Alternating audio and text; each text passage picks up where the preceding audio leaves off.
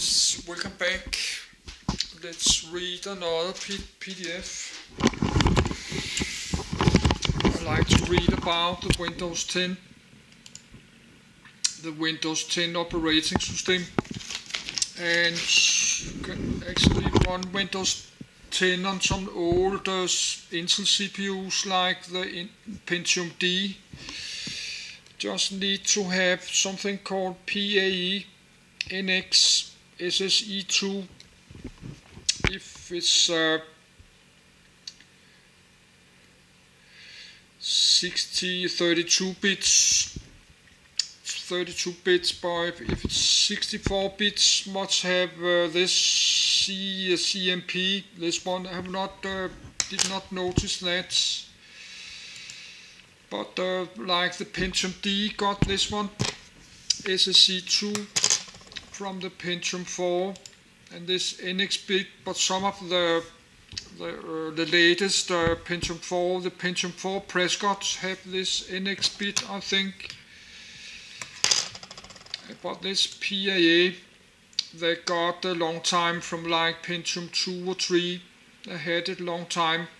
I think SSE2, that's from the Pentium 4. But this PAA is even older.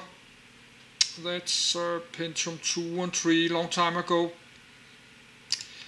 This is from the Pentium D and Pentium Dual Core and the latest Pentium 4. But I don't know which we can read this SSE2. But it's 9 PM. I think we can read both.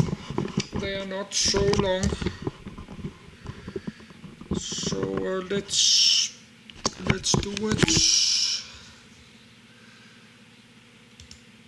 So read loud, read to end of documents. SSE2. SSE2, Streaming SIMD Extensions 2, is one of the Intel SIMD, single instruction, multiple data, processor supplementary instruction sets first introduced by Intel with the initial version of the Pentium 4 in 2000. It extends the earlier SSE instruction set, and is intended to fully replace MMX. Intel extended SSE2 to create SSE3 in 2004. SSE2 added 144 new instructions to SSE, which has 70 instructions.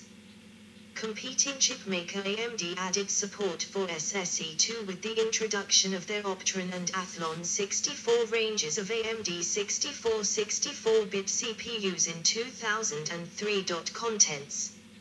Features. Differences between x87 FPU and SSE2. Differences between MMX and SSE2. Compiler usage. CPU support. See also. References. Features. Most of the SSE2 instructions implement the integer vector operations also found in MMX. Instead of the MMX registers, they use the XMM registers, which are wider and allow for significant performance improvements in specialized applications. Another advantage of replacing MMX with SSE2 is avoiding the mode switching penalty for issuing x87 instructions present in MMX because it is sharing register space with the x87 FPU. The SSE2 also complements the floating point vector operations of the SSE instructions A by adding support for the double precision data type. Other SSE2 extensions include a set of cache control instructions intended primarily to minimize cache pollution when processing infinite streams of information, and a sophisticated complement of numeric format conversion instructions. AMD's implementation of SSE2 on the AMD 64, x86-64 platform includes an additional 8 registers, doubling the total number to 16, XMM0 through XMM15. These additional registers are only visible when running in 64-bit mode. Intel adopted these additional registers as part of their support for x86-64 architecture. or in Intel's parlance, Intel 64, in 2004. Differences between x87 FPU and SSE2. FPU, x87, instructions provide higher precision by calculating intermediate results with 80 bits of precision, by default, to minimize round-off error in numerically unstable algorithms. See IEEE 754 design rationale and references therein.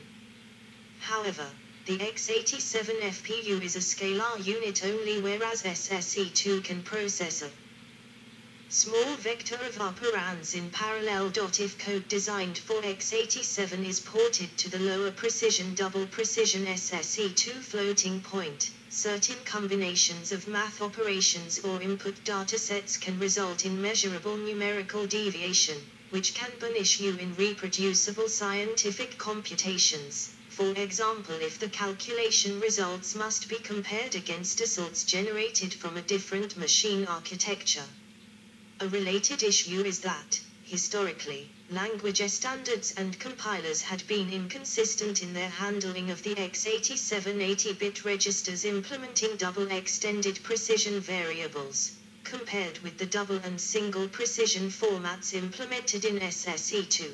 The rounding of extended precision intermediate values to double precision variables was not fully defined and was dependent on implementation details such as when registers were spilled to memory. Differences between MMX and SSE2. SSE2 extends MMX instructions to operate on XMM registers. Therefore, it is possible to convert all existing MMX code to an SSE2 equivalent. Since an SSE2 register is twice as long as an MMX register, loop counters and memory access may need to be changed to accommodate this. However, 8-byte load sound stores to XMM are available, so this is not strictly required. Although one SSE2 instruction can operate on twice as much data as an MMX instruction, performance might not increase significantly. Two major reasons are, accessing SSE2 data in memory not aligned to a 16-byte boundary can incur significant penalty, and the throughput of SSE2 instructions in older x86 implementations was half that for MMX instructions. Intel addressed the first problem by adding an instruction in SSE3 to reduce the overhead of accessing unaligned data and improving the overall performance of misaligned loads, and the last problem by widening the execution engine in their Core microarchitecture in Core 2 Duo and later products. Since MMX and x87 register files alias one another, using MMX will prevent x87 instructions from working as desired. Once MMX has been used, the programmer must use the EMS instruction, C_mm_empty, to restore operation to the x87 register file. On some operating systems, x87 is not used very much, but may still be used in some critical areas like POW, where the extra precision is needed. In such cases, the corrupt floating point state caused by failure to emit EMS may go undetected for millions of instructions before ultimately causing the floating point routine to fail, returning none. Since the problem is not locally apparent in the MMX code, finding and correcting the bug can be very time-consuming. As SSE2 does not have this problem and it usually provides much better throughput and provides more E-registers in 64-bit code, it should be preferred for nearly all vectorization work. Compiler usage. When first introduced in 2000, SSE2 was not supported by software development tools. For example, to use SSE2 in a Microsoft Visual Studio project, the programmer had to either manually write inline assembly or import object code from an external source. Later the Visual C++ processor pack added SSE2 support to Visual C++ and MARSM. The Intel C++ compiler can automatically generate SSE4, SSE3, SSE3, SSE2, and SSE code without the use of hand-coded assembly. Since GCC3, GCC can automatically generate SSE/SSE2 scalar code when the target supports those instructions. Automatic vectorization for SSE/SSE2 has been added since GCC 4. The Sun Studio compiler suite can also generate SSE2 instructions when the compiler flag xvector equals SIMD used. Since Microsoft Visual C++ 2012, the compiler option to generate SSE2 instructions is turned on by default. CPU support. SSE2 is an extension of the IA32 architecture, based on the x86 instruction set. Therefore, only x86 processors can include SSE2.